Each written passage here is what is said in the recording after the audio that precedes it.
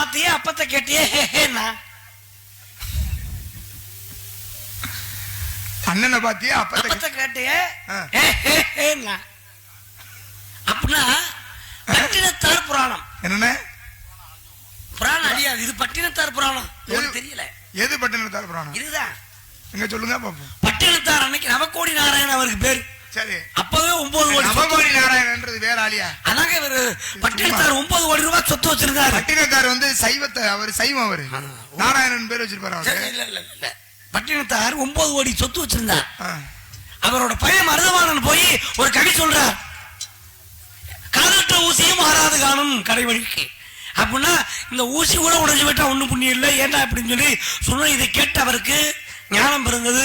சொத்து பொண்டாட்டி பிள்ளை எல்லாத்தையும் விட்டுட்டு பட்டினத்தார் சாமியா போயிட்டார்.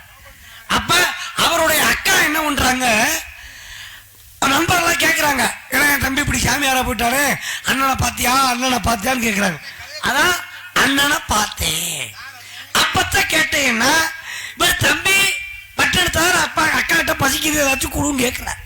அது என்ன பண்ணுது, தம்பியை கொண்டதுக்காக அப்பத்துல விஷத்தை தடவி கொடுத்துருச்சு. அதனால இவர் கோபப்பட்டு தன்னப்பம் தன்னை சுடும் ஓட்டப்பம் வீட்டை சுடும் சொல்லி அவர் வீட்டுல விட்டு எரிஞ்சார். நெருப்பு பிடிச்சி இருந்துச்சு. அதுதான் அண்ணனை பார்த்தையே அப்பத்தை கேட்டியே வீடு பிடிச்சி எரியும் போது. இதுதான் புராணம். இவ்வளவு சிரமப்பட்டு நான் படிச்சிருக்கேன்.